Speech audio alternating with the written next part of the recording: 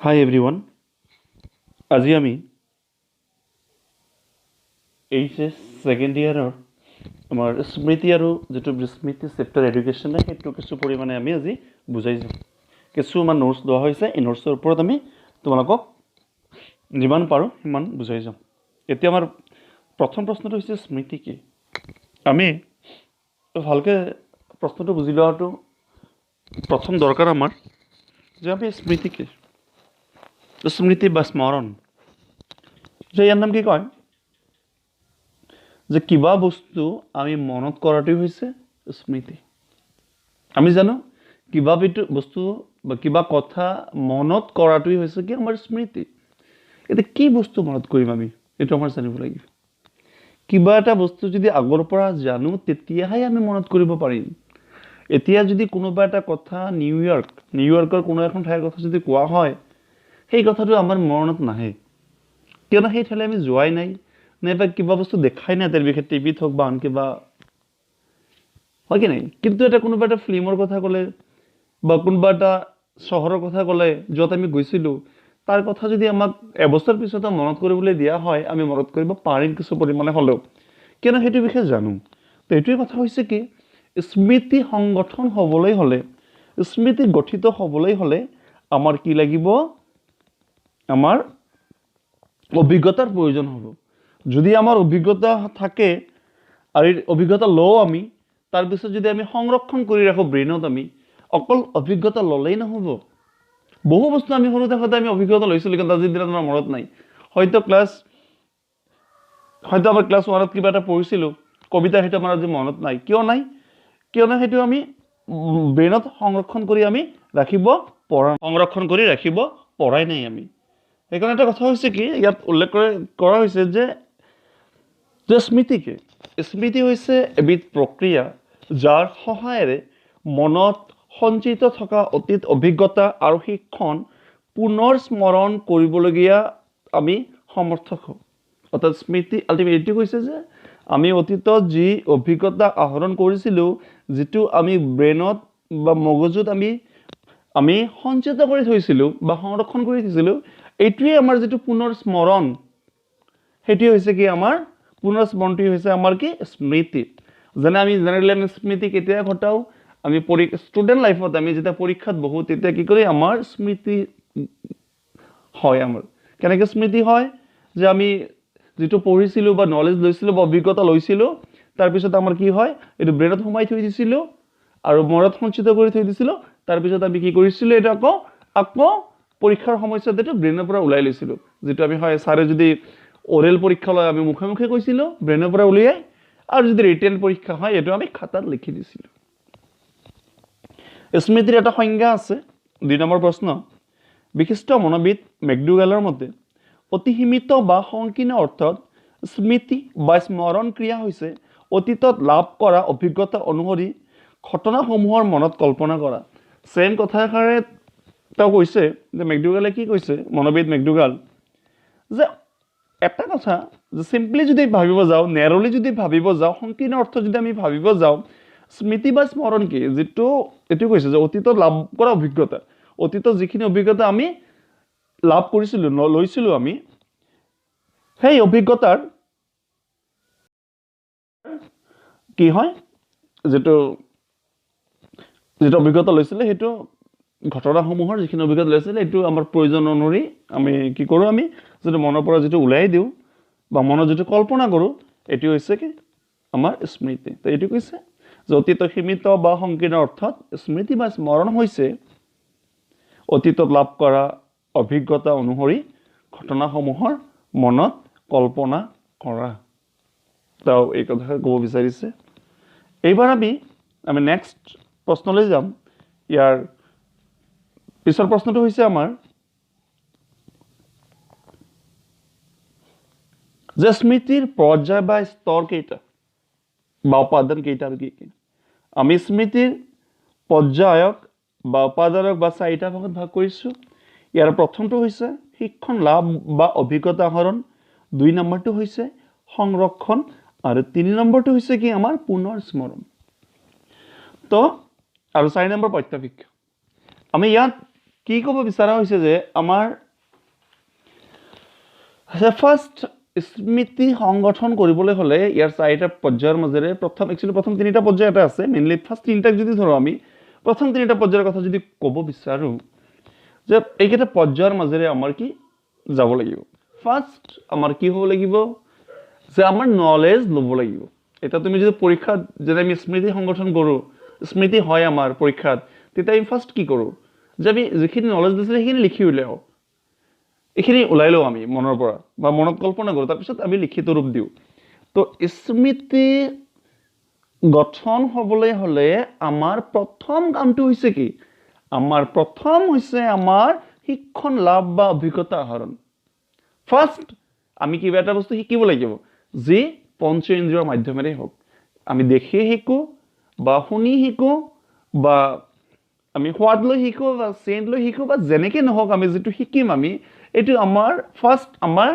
নলেজখিনি আমি ল'ব লাগিব আমাৰ নলেজ লোৱা হ'ল নলেজ বা অভিজ্ঞতা লোৱাৰ পিছতে বা শিক্ষণ লাভ কৰাৰ পিছতে আমাৰ স্মৃতি হ'ব যে এইটো ঠিক নহয় আমাৰ কি হ'ব লাগিব ছেকেণ্ড আমাৰ সংৰক্ষণ নেক্সট কি হ'ব আমাৰ এইটো সংৰক্ষণ কৰিব লাগিব মানে ক'ত সংৰক্ষণ কৰিম আমি কোনো আমাৰ পকেটৰ ভিতৰত সংৰক্ষণ কৰিব নোৱাৰি আমি ক'ত সংৰক্ষণ কৰিম এইটো আমি আমাৰ মগজুৰ মাজত আমি সংৰক্ষণ কৰিম আমি ব্ৰেইনত সোমাই থৈ দিম এইটো তো যিখিনি আমি লৈছিলোঁ আমি অভিজ্ঞতা লাভ কৰিছিলোঁ এই অভিজ্ঞতাৰ কি কৰিছোঁ আমি এইটো আমি ব্ৰেইনত সংৰক্ষণ কৰি থৈ দিব লাগিব যাতে প্ৰয়োজন সাপেক্ষে আমি এইটো ওলাই দিব পাৰোঁ তো ছেকেণ্ড কাম অভিজ্ঞতা লোৱাৰ পিছত আমাৰ কি ব্ৰেইনত আমাৰ সংৰক্ষণ কৰিব লাগিব কেনেকৈ সংৰক্ষণ কৰিব লাগিব এইটো ষ্টুডেণ্ট হ'লে পঢ়াৰ মাধ্যমেৰে হওক কিবা সাপোজ কিবা নলেজ কিবা শুনাৰ মাধ্যমেৰে হওক এটা গীত এখন তো গীতৰ কথা যদি কোৱা হয় তো গীত আমি শুনি এইটো আমাৰ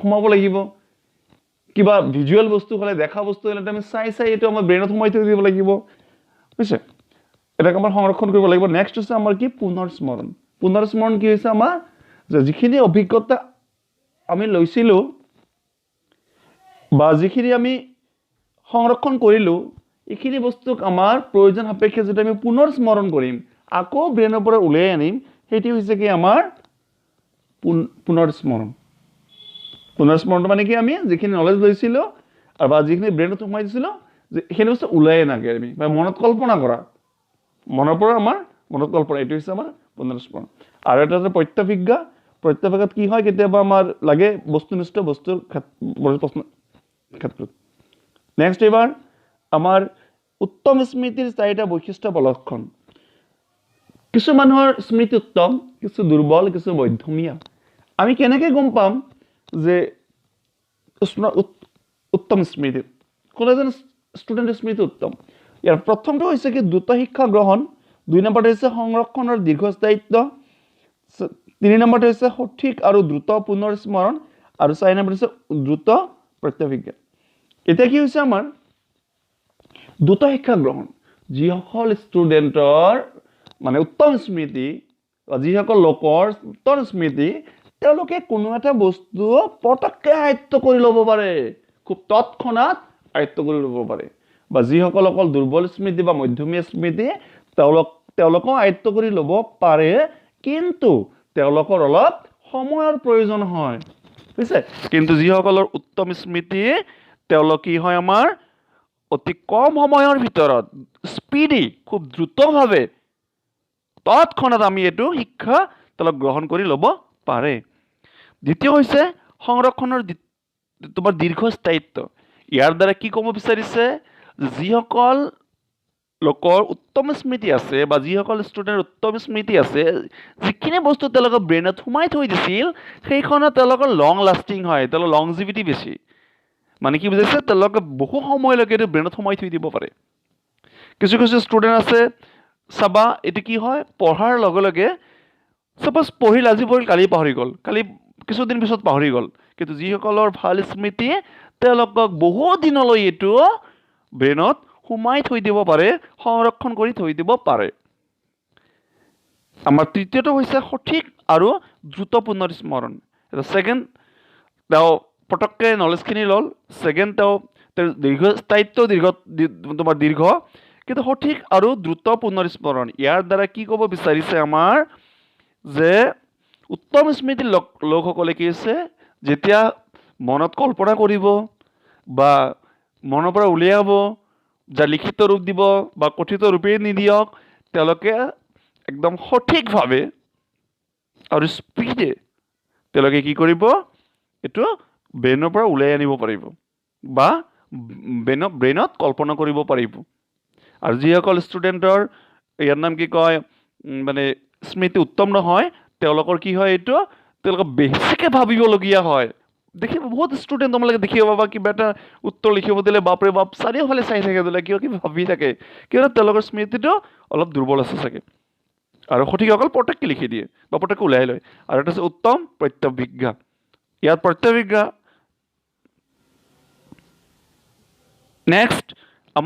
নেক্সট প্ৰশ্ন হৈছে কি, স্মৃতিৰ উপযুক্ত প্ৰয়োগৰ 3টা উপায় লিখা। স্মৃতি আমি কেনেকৈ উপযুক্তভাৱে আমি এইটো প্ৰয়োগ কৰিব পাৰিম। ফাৰ্ষ্ট হৈছে কি, আমি আগ্ৰহ আৰু মনোযোগ, 2 নম্বৰ অভিপ্ৰায়, 3 নম্বৰ মানসিক সুস্বাস্থ্য। আগ্ৰহ আৰু মনোযোগৰ দ্বাৰা কি কৰিব বিচাৰিছে, ইয়াত দিয়া আছে, কোনো বিষয় শিকাৰ প্ৰতি আমাৰ মনৰ প্ৰবল আগ্ৰহ থাকিলে সেই বিষয়টো আমি শিকাত মনোযোগ দিওঁ, অৰ্থাৎ মনোযোগেৰে শিকা কথা আমাৰ বহু দিনলৈ মনত থাকে। এতিয়া কথাটো হ'ল কি, আমি জানো স্মৃতিৰ যিটো পৰ্যায়কেইটা, যে অভিজ্ঞতা ল'ব লাগিব, আমাৰ সংৰক্ষণ কৰিব লাগিব, আৰু ইয়াৰ নাম কি কয়, পুনৰ স্মৰণ কৰিব লাগিব। এতিয়া কি হৈছে, তুমি এই 3টা পৰ্যায় আছে, যদি স্মৃতিৰ প্ৰয়োগ কৰিব বিচৰা, অভিজ্ঞতা আহৰণৰ ক্ষেত্ৰত কি কৰিব লাগিব, অভিজ্ঞতা আহৰণ কৰিবলৈ হ'লে কি কৰিব লাগিব, যদি অতি মনোযোগেৰে বা অতি আগ্ৰহেৰে যদি কোনো এটা বস্তু আমি শিকোঁ, তো ব্ৰেইনত আমাৰ বহুত দিনলৈ সোমাই থাকে। এইটো কি থাকে, ব্ৰেইনত বহুত দিনলৈ আমাৰ সোমাই থাকে, মনলৈ থাকে এইটো। তো কি কৰিব লাগিব, যদি আমাৰ স্মৃতিৰ যিটো প্ৰয়োগ কৰিব বিচাৰিম, এইটো আমাৰ ভালকৈ বহু লং টাইমলৈ এইটো আমাৰ কি কৰিব লাগিব, আমাৰ কি আগ্ৰহ আৰু মনোযোগেৰে পঢ়িব লাগিব। 2 নম্বৰ হৈছে অভিপ্ৰায়। আন এটা কাম হৈছে কি, আমি যেতিয়া এটা কিবা পঢ়িম, এই প্ৰতিটো পঢ়াৰ আমাৰ কি থাকে, এটা এইমছ এণ্ড অবজেক্টিভছ থাকে। আমি জানিব লাগিব এইটো পঢ়ি আমাৰ কি লাভ হ'ব, কি শিকিম ইয়াৰ পৰা, কি নলেজ পাম আমি ইয়াৰ পৰা। সেই বস্তুটো যদি আমাৰ উদ্দেশ্যটো যদি আমাৰ ঠিক হয়, আমাৰ যদি ব্ৰেইনত স্পষ্ট হয়, তেতিয়া আমাৰ এটা কি অভিপ্ৰায়, আমাৰ নিজৰ মাজতে এটা অভিপ্ৰায় সৃষ্টি হ'ব যে আমাৰ শিকিব লাগিব। এতিয়া যেনে মই এতিয়া অলপ জ্যোতিষ শিকি আছোঁ, তো মই জানো এইটো শিকিলে মই কি কৰিব পাৰিম। তো তোমালোকে যিটো শিকি আছা, সেই বস্তুটো তোমাৰ অভিপ্ৰায় সৃষ্টি হ'ব লাগিব, তোমাৰ উদ্দেশ্যটো স্পষ্ট হ'ব লাগিব, যে অভিপ্ৰায় সৃষ্টি হ'ব, তোমাৰ মটিভেট হ'ব তুমি নিজে নিজে। আৰু তেতিয়া কি হ'ব, সেই পঢ়াটোৰ প্ৰতি তোমাৰ কি হ'ব, আগ্ৰহ জন্মিব, সেই বস্তুটো শিকাৰ প্ৰতি তোমাৰ আগ্ৰহ জন্মিব, আৰু তাত তুমি তাত মনোযোগত জাগ্ৰত হ'ব, আৰু তেতিয়া শিক্ষণ স্থায়ী হ'ব আৰু স্মৃতিৰ এটা প্ৰয়োগ হ'ব। আৰু নেক্সট কি দিছে, নেক্সট হৈছে আমাৰ কি, যে মানসিক সুস্বাস্থ্য। তো আমি দেখিবা কিছুমান পগলা মানুহ আছে, তেওঁলোকে কোনো এটা কথা পটককৈ সোমাই থ'ব নোৱাৰে, তেওঁলোকে কথা পাহৰি যায়। কিয় পাহৰি যায়, তেওঁলোকৰ মানসিক স্বাস্থ্যটো ভাল নহয়। তুমি কি হ'ব লাগিব, তোমাৰ স্মৃতি যদি সংৰক্ষণ কৰিব বিচাৰা, তোমাৰ মানসিক স্বাস্থ্য ভাল ৰাখিব লাগিব, আৰু তোমাৰ ব্ৰেইনটোক ৰোগমুক্ত কৰিব লাগিব। সুস্থ সবল দেহাক যেনেকৈ আমি সুস্থ সবল ৰাখোঁ, তেনেকৈ আমাৰ ব্ৰেইনকো সুস্থ সবল ৰাখিব লাগিব। তেতিয়া আমাৰ ব্ৰেইনত আমাৰ সংৰক্ষণ হ'ব, আৰু যত পটককৈ আমি এইটো সময় সাপেক্ষে, প্ৰয়োজন সাপেক্ষে আমি মনত কল্পনা কৰিব পাৰিম বা মনৰ পৰা সঞ্চিত অভিজ্ঞতা ওলাই আনিব পাৰিম। নেক্সট হৈছে বিস্মৃতি কি। ইয়াত দিয়া আছে, অতীতত লাভ কৰা জ্ঞান বা অভিজ্ঞতা পুনঃস্মৰণৰ অসামৰ্থ্যই হৈছে পাহৰণি বা বিস্মৃতি। ইয়াত কি ক'ব বিচাৰিছে, যে অতীতত যিখিনি অভিজ্ঞতা আমি লাভ কৰিছিলোঁ, সেইটো যদি আমি ব্ৰেইনৰ পৰা ওলাই আনিব নোৱাৰোঁ, আমি মনত যদি কল্পনা কৰিব নোৱাৰোঁ, আমি যদি স্মৰণ কৰিব নোৱাৰি, সেইটো হ'ব আমাৰ স্মৃতি। যদি স্মৰণ কৰিব পাৰি তেতিয়া হ'ব স্মৃতি, আৰু স্মৰণ কৰিব যদি নোৱাৰি তেতিয়া হ'ব বিস্মৃতি। ফাৰ্ষ্ট নলেজ ল'ব লাগিব, নলেজ নলোৱাকৈ কোনো স্মৃতি নহয়, বিস্মৃতিও নহয়। নলেজ ল'লা, তুমি সংৰক্ষণ কৰিলা, বা সংৰক্ষণৰ হেৰফেৰ হ'ব পাৰে। নলেজ লৈছা, তুমি নলেজ লোৱাৰ পিছত যদি এইটো তুমি ওলাই আনিবই নোৱাৰা, পুনৰ স্মৰণ কৰিবই নোৱাৰা, তেতিয়া কি কোৱা হ'ব, বিস্মৃতি, আৰু ওলাই আনিব পাৰিলে হ'ব স্মৃতি। বুজি পাইছা? ইয়াৰ আন এটা দিছোঁ আমি, যে বিস্মৃতি হৈছে স্মৃতি সম্পূৰ্ণ বিপৰীত হয়, সম্পূৰ্ণ বিপৰীতে বিস্মৃতি আমাৰ স্মৃতিৰ সম্পূৰ্ণ বিপৰীত। এটা আমি মনত ওলাই আনিব পাৰিম, এটা আমি নোৱাৰোঁ। ইয়াত দিছে স্মৃতিৰ অৰ্থ অতীতৰ জ্ঞান অভিজ্ঞতা সচেতন মনত পুনৰ স্মৰণ কৰা কাৰ্য। ইয়াৰ বিপৰীতে অতীতত জ্ঞান অভিজ্ঞতা পুনৰ স্মৰণৰ অসামৰ্থ্যই হৈছে বিস্মৃতি। তো ইয়াত কি হৈছে, স্মৃতি হৈছে কি অতীতত আমি বা আগতে আমি যিখিনি জ্ঞান বা অভিজ্ঞতা আমি আহৰণ কৰিছিলোঁ, যেতিয়া সচেতন মন ব্ৰেইনত আমি সোমাই থৈ দিছিলোঁ, সেইটো যেতিয়া আমি যেতিয়া স্মৰণ কৰিব পাৰিম সেইটো হ'ব স্মৃতি। আৰু যেতিয়া এই অভিজ্ঞতা আমি উলিয়াই আনিব নোৱাৰিম তেতিয়াই হ'ব কি এইটো আমাৰ বিস্মৃতি। তো ক্লিয়াৰ হ'ল স্মৃতি আৰু বিস্মৃতি ডিফাৰেঞ্চ। স্মৃতি আৰু বিস্মৃতিৰ ডিফাৰেঞ্চ এটি হৈছে কি স্মৃতি আমি ব্ৰেইনৰ পৰা ওলাই আনিব পাৰিম আৰু বিস্মৃতি হৈছে কি আমি ব্ৰেইনৰ পৰা ওলাই আনিব নোৱাৰোঁ। এবাৰ নেক্সট প্ৰশ্ন হৈছে কি বিস্মৃতিৰ তিনিটা বৈশিষ্ট্য। যে এক নম্বৰ বৈশিষ্ট্য, বিস্মৃতি হ'ল এক মানসিক অৱস্থা যাক ইচ্ছা কৰিলে এৰি চলিব নোৱাৰি। হয় এইটো যে বিস্মৃতি বা স্মৃতি হওক এইটো আমাৰ মানসিক এটা মানসিক অৱস্থা আমাৰ এইটো আমাৰ শাৰীৰিক অৱস্থা নহয়, কিন্তু ব্ৰেইনৰ লগত জড়িত থাকে। এইটো আমাৰ মানসিক অৱস্থা, ইচ্ছা কৰিলে আমি ইয়াৰ পৰা এৰাই চলিব নোৱাৰি আমি। নেক্সট 2 নম্বৰ হৈছে বিস্মৃতি এক স্বাভাৱিক প্ৰক্ৰিয়া। কি প্ৰক্ৰিয়া? এইটো নেচাৰেল, এইটো আমাৰ কোনো কৃত্ৰিম নহয়। আমাৰ প্ৰতিজন মানুহৰ স্মৃতিও হয়, প্ৰতিজন মানুহৰ বিস্মৃতিও হয়, এইটো আমাৰ নেচাৰেল প্ৰচেছ। 3 নম্বৰ, প্ৰথম অৱস্থাত বিস্মৃতিৰ প্ৰকোপ বেছি থাকে আৰু লাহে লাহে কমি যায়। প্ৰথম অৱস্থাত তুমি নিজে চাবা, কিবা এটা যদি বস্তু পঢ়িবলৈ লোৱা বা শিকিবলৈ লোৱা তেতিয়া পটককৈ তুমি মনত ৰাখিব নোৱাৰিবা। যদি বাৰ বাৰ যেতিয়া ৰিপিটেশ্যন কৰি থাকিবা লাহে লাহে বিস্মৃতি কমি যায়, লাহে লাহে আমাৰ এইটো স্মৃতিৰ ফালে এইটো আহি যায়। এটা আমি জানো সকলোৱে। আমাৰ নেক্সট হৈছে বিস্মৃতিৰ 3টা শাৰীৰিক কাৰণ উল্লেখ কৰা। বিস্মৃতি কিয় ঘটে? প্ৰশ্নটো বুজি ল'বা। বিস্মৃতিৰ শাৰীৰিক কাৰণ, এটা হৈছে মানসিক কাৰণ, আন এটা হৈছে শাৰীৰিক কাৰণ। আমাৰ নেক্সট প্ৰশ্নটো হৈছে বিস্মৃতিৰ মানসিক কাৰণ, আগতে হৈছে শাৰীৰিক কাৰণ। শৰীৰৰ কাৰণে আমাৰ কেতিয়াবা বিস্মৃতি ঘটে। এটা 1 নম্বৰ হৈছে বাৰ্ধক্য। বাৰ্ধক্যত কি দিছে আমাৰ, যে আমি আমাৰ এটা বয়স হৈ গ'ল, যে দেখিবা তোমালোকে মানুহ যেতিয়া বয়স হৈ থাকে ব্ৰেইনত কোনো বস্তু আমাৰ নাথাকে। আমাৰ মানুহ যেতিয়া বয়স বাঢ়ি গৈ থাকিব, বাঢ়ি যোৱাৰ পিছত কি হ'ব, অট'মেটিকলি মানুহজনৰ কি হয়, মানে বেছি দিন আমি এইটো মানে আমাৰ সংৰক্ষণ কৰি থ'ব নোৱাৰে, তেওঁলোকে পাহৰি যাব পটককৈ। এটা কাৰণ। 2 নম্বৰ মস্তিষ্কৰ আঘাত। কিছুমান মানুহৰ দেখিবা যদি মূৰ ফাটে, বা তোমাৰ এটা ফিল্মেই চাইছে ক'ব বিচাৰোঁ, যেনে তেৰে নাম ফিল্মখন চাইছিলা, তাত ছলমান খানৰ কি হৈছিল চাইছিলা না? তো মস্তিষ্কৰ আঘাত লাগিছিল কি নাই?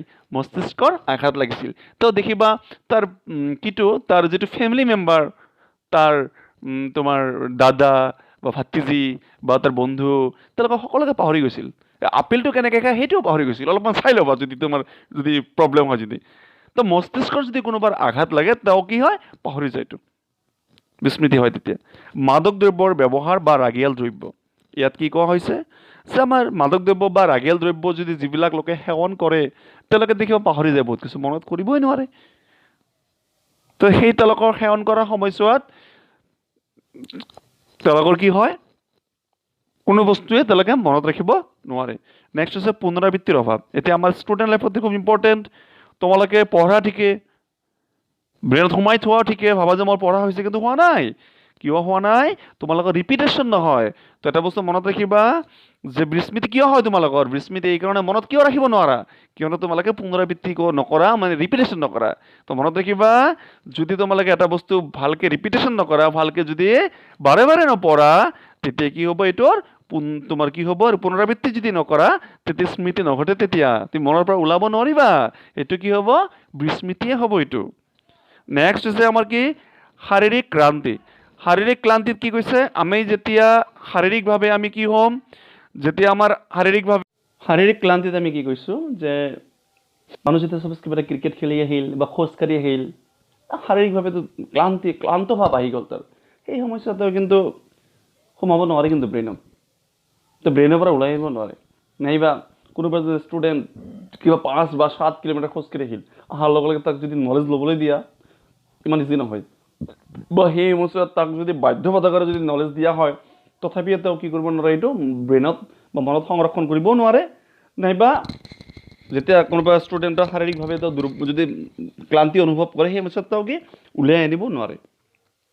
নেক্সট আমাৰ বিস্মৃতিৰ 3টা মানসিক কাৰণ উল্লেখ কৰা এটা প্ৰশ্ন আছে ইয়াত দিছে এক নম্বৰ পশ্চাদমুখী প্ৰতিৰোধী তাৰপিছত আমাৰ ইয়াৰ নাম কি প্ৰতিৰোধ অৱৰোধ 2 নম্বৰ আছে আগ্ৰহীবিহীন শিক্ষণ 3 নম্বৰ মানসিক দমন কাৰ্য 4 নম্বৰ আৱেগিক আলোড়ন আৰু 5 নম্বৰ আছে শিক্ষাৰ সমাপ্তিকৰণ ইয়াত কি কোৱা হৈছে আমাৰ ইয়াত সাপোজ পশ্চাদমুখী প্ৰতিৰোধ বা অৱৰোধ কি আছে আমাৰ যে কোনো এটা নতুন আমি এটা জানো এটা কিছুমান স্বাভাৱিক কাম থাকে যে কোনোবা এটা বস্তু আমি যদি শিকিবলৈ লওঁ আগৰ যেটো শিক্ষা বা লৈছিল এইটো আমি লাহে লাহে পাহৰিবলৈ ধৰো এইটো তোমালোকে সাপোজ চাবা এতিয়া এইচএস 12ত পঢ়া দেখিবা 9ৰ বহু বস্তু পাহৰি গৈছা বা কিছু বস্তু মনতো আছে বা 8ৰ বহুত বস্তু পাহৰি গৈছা 2 নম্বৰ আছে আগ্ৰহীবিহীন শিক্ষণ তোমালোকে যদি মনোযোগ বা আগ্ৰহী যদি নিশিকা তোমালোকৰ যদি পঢ়াৰ প্ৰতি আগ্ৰহ নাথাকে বা মনোযোগে নিদিয়া সেই সমস্যা তোমালোকৰ স্মৃতি নহয় এটা বিস্মৃতি হ'ব 3 নম্বৰ আছে মানসিক দমন কাৰ্য তোমালোকৰ ইয়াৰ নাম কি কয়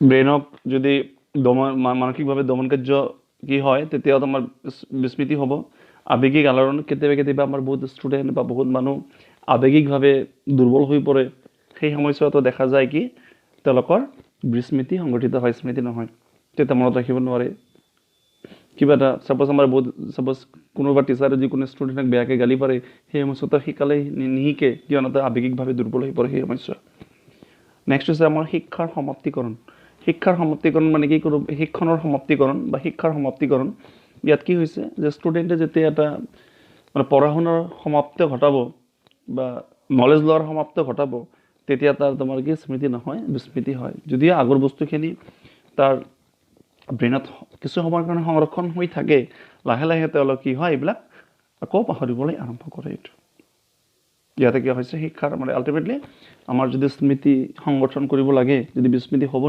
নিবিচাৰো তেতিয়া আমাৰ কি কৰিব লাগিব আমাৰ শিক্ষাৰ সমাপ্তি ঘটাব নালাগে আমাৰ এইটো চলাই যাবই লাগিব তো ইয়াৰ দিছে আমাৰ কাৰণ কেইটা তো বিস্মৃতিৰ কিছু শাৰীৰিক কাৰণো আছে কিছু মানসিক কাৰণো আছে শাৰীৰিক কাৰণবিলাক যে বাৰ্ধক্য তাৰপিছত মানসিক মস্তিষ্কৰ আঘাত মাদক দ্ৰব্যৰ বা ৰাগিয়াল দ্ৰব্য ব্যৱহাৰ পুনৰাবৃত্তিৰ অভাৱ শাৰীৰিক ক্লান্তি আৰু ইয়াত দিয়া হৈছে কি পশ্চাদমুখী প্ৰতিৰোধী আগ্ৰহীবিহীন শিক্ষণ মানসিক দমন কাৰ্য আৱেগিক আলোড়ন শিক্ষণৰ সমাপ্তিকৰণ যিসমূহ নোটছ আমি দিয়া হ'ল বা সৰু সুৰা ৰূপে আমি তোমালোকক বুজালো আমি এই ইউটিউব চেনেলখনতে তোমালোকে প্ৰতিটোৰ আমি ডিটেইলছ বুজাই যাম আমি কি কৰিম প্ৰতিটোৰে ডিটেইলছ বুজাই যাম তো তোমালোকে কি কৰিবা যদি মোৰ চেনেলটো পৰা শিকি ভাল লাগে সাবস্ক্ৰাইব কৰিবা এটা লাইক দিবা ভাল লাগিব যাতে অসমৰ বিভিন্ন জিলাৰ থকা দূৰান্তত থকা ষ্টুডেণ্টে যাতে শিকিব পাৰে